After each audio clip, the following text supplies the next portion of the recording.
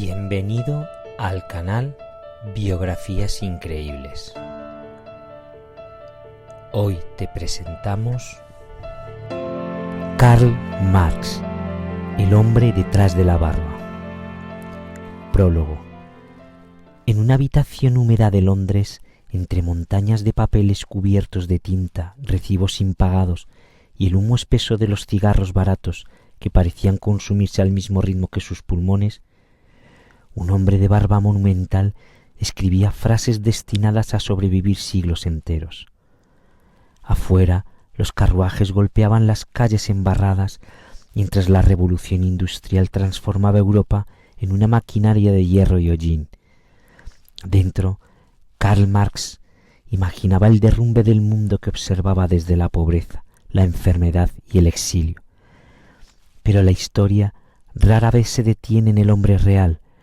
La mayoría conoce el filósofo, el revolucionario, el autor del Capital, el nombre asociado con banderas rojas, fábricas y discursos políticos, pero muy pocos conocen al joven impulsivo que participaba en duelos universitarios, al padre devastado por la muerte de sus hijos, al periodista perseguido por gobiernos enteros, al enamorado que escribía poemas apasionados a Jenny von Westphalen, o al intelectual que podía pasar días enteros encerrado en la biblioteca del Museo Británico, mientras olvidaba comer, dormir y hasta cambiarse de ropa. Esta no es solamente la historia de una teoría económica, es la historia de un hombre perseguido por acreedores, expulsado de países, vigilado por policías secretos y sostenido económicamente durante décadas por su inseparable amigo Friedrich Engels. Es también la historia de las contradicciones humanas de alguien que soñó con liberar a los trabajadores mientras era incapaz de administrar su propio dinero, de un pensador feroz que podía resultar encantador y devastador en la misma conversación, y de un escritor que convirtió su rabia personal contra las injusticias del mundo en una de las obras más influyentes y polémicas de la historia moderna. Capítulo 1. El niño de Treveris. Karl Heinrich Marx nació el 5 de mayo de 1818 en la ciudad de Treveris, una antigua localidad alemana atravesada por ruinas romanas, iglesias solemnes y tensiones políticas que todavía temblaban tras las guerras napoleónicas. Su familia pertenecía a la clase media ilustrada. Su padre, Heinrich Marx, era abogado, un hombre racionalista, admirador de la Ilustración francesa y profundamente interesado en las ideas liberales. Sin embargo, había un detalle decisivo. La familia Marx provenía de una larga línea de rabinos judíos. En una Prusia donde los judíos sufrían restricciones legales para ejercer determinadas profesiones, Heinrich decidió convertirse al protestantismo para conservar su carrera. Karl fue bautizado siendo niño, no tanto por convicción religiosa como por necesidad política y social. Desde pequeño, Marx mostró un temperamento intenso. No era el niño silencioso de los retratos posteriores. Era apasionado, orgulloso y tremendamente competitivo. Le fascinaban la poesía, las historias heroicas y la filosofía. También poseía una imaginación dramática que más tarde impregnarían sus escritos políticos. Sus profesores notaban en él una inteligencia extraordinaria mezclada con una tendencia constante a la rebeldía. Cuando otros estudiantes obedecían, Karl discutía. Cuando los demás aceptaban una norma, él quería saber quién la había impuesto y por qué. En aquellos años conoció a Jenny von Westphalen, la mujer que cambiaría su vida. Jenny pertenecía a una familia aristocrática prusiana, culta, refinada y varios años mayor que Karl. Lo extraordinario no fue solamente que se enamoraran, sino que continuaran juntos pese a la oposición social. Ella provenía de un mundo de privilegios. Él, aunque acomodado, no pertenecía a la nobleza. Y aun así, entre conversaciones sobre Shakespeare, literatura romántica y política, nació una relación que sobreviviría a exilios, enfermedades y pobreza extrema. Muchos años después, Cuando Marx ya era una figura temida por gobiernos europeos, todavía conservaba cartas de juventud en las que Jenny aparecía descrita como una presencia luminosa capaz de calmar su carácter volcánico. Pocas veces se habla de ese aspecto sentimental de Marx. El hombre severo de la iconografía revolucionaria escribía poemas de amor apasionados y melancólicos, llenos de metáforas románticas y declaraciones casi obsesivas. Capítulo 2. Borracheras, duelos y universidades. A los 17 años, Karl Marx fue enviado a la Universidad de Bonn para estudiar Derecho. Su padre soñaba con convertirlo en un abogado respetable, pero Bonn ofrecía demasiadas tentaciones para un joven brillante, impulsivo y deseoso de vivir intensamente. Marx se integró rápidamente en círculos estudiantiles conocidos por sus excesos. Participó en clubes de tabernas, bebió cantidades legendarias de cerveza y terminó involucrándose en peleas nocturnas que alarmaban profundamente a su familia. Existe un episodio poco conocido según el cual Marx llegó a participar en un duelo estudiantil y recibió una herida leve cerca del ojo. También fue detenido por desorden público y acusado de portar armas prohibidas. Su expediente universitario no parecía el de un futuro filósofo célebre, sino el de un aristócrata bohemio incapaz de controlar su energía.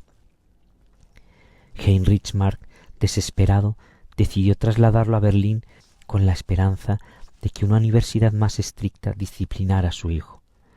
El resultado fue distinto al esperado. Berlín no domesticó a Karl, lo transformó intelectualmente.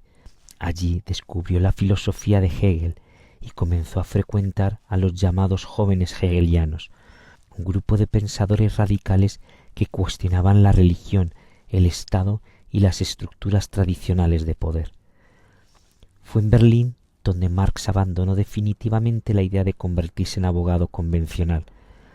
Su obsesión pasó a ser la filosofía. Dormía poco, leía compulsivamente y escribía durante noches enteras.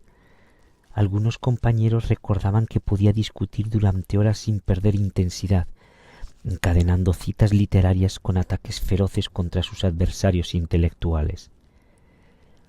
Pero incluso mientras desarrollaba aquellas ideas revolucionarias, mantenía hábitos caóticos, gastaba mucho dinero, acumulaba deudas y preocupaba constantemente a su padre. En una carta famosa, Heinrich le reprochó que gastara más que los jóvenes millonarios de Berlín. Aquellas tensiones familiares revelarían un rasgo que acompañaría a Marx toda la vida, su incapacidad casi total para manejar asuntos económicos cotidianos, una ironía extraordinaria para quien terminaría analizando el funcionamiento del capital mundial. Capítulo 3. El periodista perseguido. Cuando terminó sus estudios, Marx soñaba con una carrera académica, pero sus ideas radicales lo volvieron sospechoso para las autoridades prusianas. Las universidades cerraron sus puertas sin posibilidad de convertirse en profesor. Se lanzó al periodismo político, un oficio peligroso en la Europa de mediados del siglo XIX. En Colonia comenzó a escribir para la Gaceta Renana, un periódico liberal donde rápidamente destacó por la agresividad de sus artículos. Marx no escribía como un comentarista prudente, escribía como un hombre dispuesto a desafiar gobiernos enteros, criticó la censura, denunció las desigualdades económicas y atacó la hipocresía de las élites políticas. El periódico ganó lectores y enemigos. La policía prusiana comenzó a vigilarlo. Sus artículos eran considerados demasiado incendiarios y finalmente el gobierno cerró el periódico. Aquello marcó el inicio de una vida nómada y perseguida. En 1843 se casó con Jenny von Westphalen. La boda tuvo algo de desafío social y algo de tragedia anticipada. Jenny abandonaba la seguridad aristocrática para seguir a un intelectual perseguido sin estabilidad económica. Pocos matrimonios habrían resistido lo que vendría después. La pareja se instaló en París, una ciudad donde las ideas revolucionarias circulaban entre cafés imprentas clandestinas y reuniones secretas. Allí Marx conoció a un joven industrial alemán llamado Friedrich Engels. El encuentro entre ambos cambiaría la historia política moderna. Engels era casi el opuesto biográfico de Marx, hijo de un rico empresario textil, elegante, disciplinario y práctico. Había conocido directamente las miserables condiciones de las fábricas inglesas. Cuando comenzó a conversar con Marx, descubrió una mente de una fuerza intelectual extraordinaria. Marx, por su parte, encontró en Engels no solo un colaborador brillante, sino al amigo más leal de su vida. Aquella amistad se convirtió en una alianza legendaria. Engels ayudó económicamente a Marx durante décadas, pagó deudas, sostuvo a su familia y hasta sacrificó parte de sus propias ambiciones para permitir que su amigo continuara escribiendo. Sin Engels es posible que gran parte de la obra de Marx jamás hubiera existido. Capítulo 4. El nacimiento del revolucionario. La década de 1840 fue un periodo explosivo en Europa. Las crisis económicas golpeaban a millones de trabajadores mientras las fábricas crecían y las ciudades industriales se llenaban de humo, hacinamiento y pobreza. Marx observaba aquel mundo con indignación creciente. En París comenzó a desarrollar las ideas que más tarde se convertirían en el núcleo del marxismo, pero también empezó a ganarse enemigos peligrosos. Fue expulsado de Francia, se trasladó a Bruselas y continuó organizando círculos revolucionarios. En 1848, junto a Engels, escribió un pequeño texto destinado a convertirse en uno de los documentos políticos más famosos de todos los tiempos, el Manifiesto Comunista. La frase inicial resonó como un trueno, un fantasma recorre Europa. Lo extraordinario es que el manifiesto fue escrito a toda velocidad, en medio de tensiones políticas y dificultades económicas. Marx trabajaba bajo presión constante, rodeado de rumores de revolución, y efectivamente, aquel mismo año Europa estalló en levantamientos. Sin embargo, las revoluciones fracasaron, los gobiernos reaccionaron con dureza, Marx volvió a ser perseguido. Expulsado de Bélgica y vigilado por distintos estados europeos, terminó refugiándose en Londres, una ciudad inmensa y oscura que se convertiría en su hogar definitivo. Londres fue al mismo tiempo refugio y condena. Allí escribiría sus obras más importantes, pero también viviría algunos de los años más miserables de su existencia. La familia Marx sufrió hambre, enfermedades y humillaciones constantes. Varias veces se empeñaron ropa y muebles para sobrevivir. En ciertos periodos, Karl evitaba salir de casa para no encontrarse con acreedores. Pocas imágenes resultan más poderosas que la de Marx atravesando las calles londinenses con el abrigo gastado, caminando hacia la biblioteca del Museo Británico, mientras en casa faltaba dinero para medicinas y alimentos. Capítulo 5. El hombre detrás de la teoría. Existe una versión solemne y rígida de Karl Marx que suele aparecer en los libros escolares, pero quienes lo conocieron describieron a un hombre mucho más complejo. Tenía un sentido del humor feroz, disfrutaba las bromas sarcásticas y podía ser extraordinariamente cálido con sus amigos y con sus hijas. Sus hijas lo llamaban el Moro, debido a su barba negra y su aspecto imponente. Marx inventaba juegos, contaba historias y podía pasar de discusiones filosóficas intensísimas a escenas familiares llenas de ternura. Sin embargo, también poseía un carácter devastador. Era orgulloso, explosivo y extremadamente duro con sus adversarios intelectuales. Muchos antiguos aliados terminaron enemistados con él después de discusiones brutales. Marx no debatía para quedar bien, debatía para destruir argumentos. Su aspecto físico se volvió legendario, fumaba enormes cantidades de cigarros y sufría problemas de salud constantes, forúnculos dolorosos, enfermedades hepáticas, insomnio y agotamiento crónico. Engels llegó a bromear diciendo que el capital le había costado más cigarros que los beneficios económicos que produciría.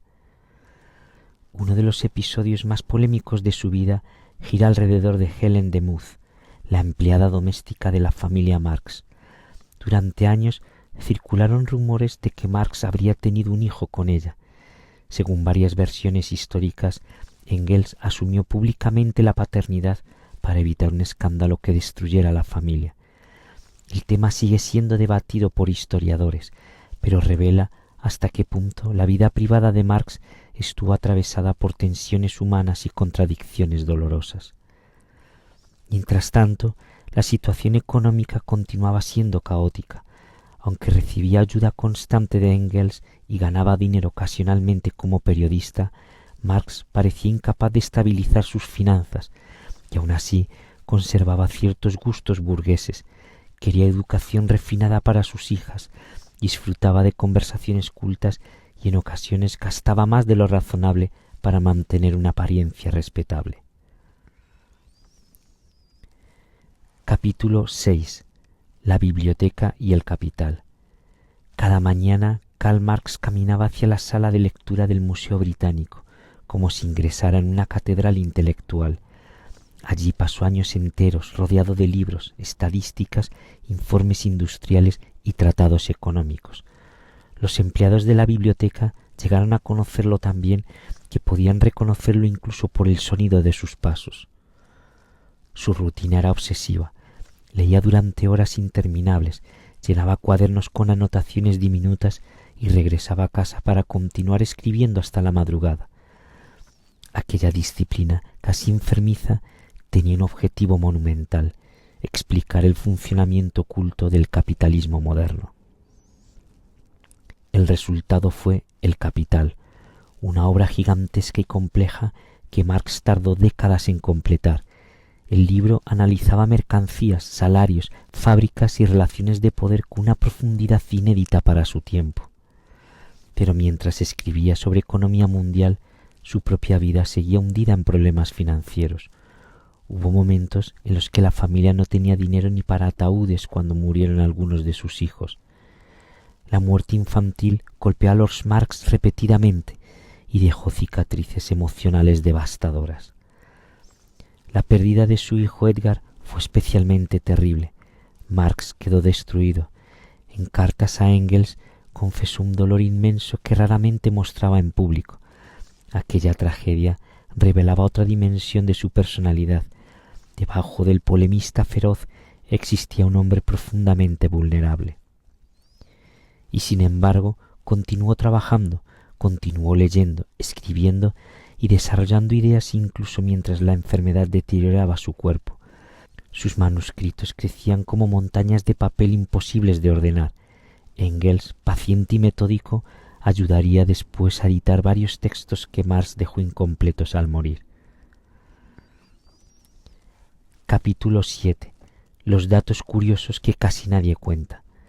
Pocas personas saben que Karl Marx admiraba profundamente a Shakespeare y podía citar escenas enteras de memoria.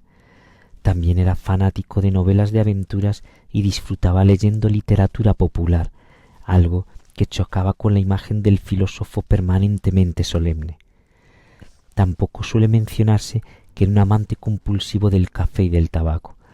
Algunos amigos aseguraban que el humo de sus cigarros convertía su estudio en una nube permanente. En su juventud, Marx escribió poesía romántica y hasta soñó con convertirse en dramaturgo. Muchos de esos textos juveniles están cargados de melancolía y pasión amorosa. Otro detalle poco conocido es que pasó gran parte de su vida bajo vigilancia policial. Diferentes gobiernos europeos consideraban sus escritos peligrosos. Agentes secretos leían su correspondencia y seguían sus movimientos. Su amistad con Engels también tuvo episodios extraordinarios. Cuando Marx atravesaba crisis económicas desesperadas, Engels enviaba dinero casi de inmediato. En algunas cartas, Marx le escribía con urgencia absoluta porque no tenía recursos para alimentar a la familia o pagar medicinas. Marx poseía además una memoria impresionante. Podía absorber cantidades enormes de información estadística y citar documentos complejos años después de haberlos leído. Sin embargo, quienes lo trataban personalmente también notaban hábitos caóticos. Algunos visitantes describieron habitaciones desordenadas hasta el extremo, papeles amontonados por todas partes y libros abiertos sobre sillas, mesas y hasta el suelo. Existe además una faceta romántica muy poco difundida pese a las dificultades. Marx permaneció profundamente unido a Jenny durante toda su vida. Tras la muerte de ella, llevaba consigo fotografías y recuerdos constantemente. La pérdida lo dejó emocionalmente devastado. Y quizá el dato más irónico de todos sea este: el hombre que se convertiría en símbolo mundial de la crítica al capitalismo nunca logró dominar sus propias finanzas personales.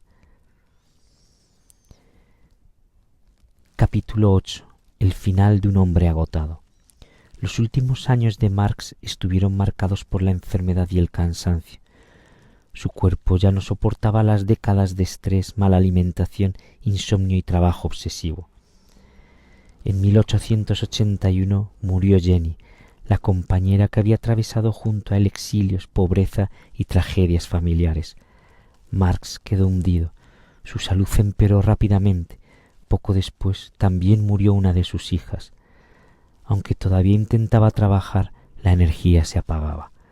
Pasó temporadas viajando en busca de climas mejores para aliviar sus problemas respiratorios, pero el deterioro era irreversible. El 14 de marzo de 1883, Karl Marx murió sentado en su sillón de Londres. Engels encontró a su amigo inmóvil, como si simplemente se hubiera quedado dormido. El funeral fue sorprendentemente pequeño. Apenas unas pocas personas acompañaron el entierro en el cementerio de Highgate. Nadie podía imaginar que aquel hombre enterrado discretamente terminaría influyendo en revoluciones, guerras, movimientos obreros y debates políticos de todos los continentes. Engels pronunció un discurso memorable donde afirmó que así como Darwin había descubierto las leyes de la evolución biológica, Marx había descubierto las leyes de la evolución histórica humana. Pero incluso después de muerto, Marx continuó dividiendo al mundo. Para algunos sería un genio visionario, para otros el responsable intelectual de enormes tragedias políticas. Lo cierto es que pocas figuras han provocado debates tan intensos y duraderos. Epílogo. Karl Marx sigue siendo una presencia incómoda en la historia moderna. Sus ideas inspiraron revoluciones y también regímenes autoritarios. Fue amado, odiado, venerado y demonizado. Pero más allá de la política, su vida contiene una dimensión profundamente humana. Fue un hombre brillante y contradictorio, capaz de escribir sobre sistemas económicos globales mientras olvidaba pagar cuentas básicas. Un intelectual temido por gobiernos enteros que sin embargo dependía económicamente de la generosidad de un amigo.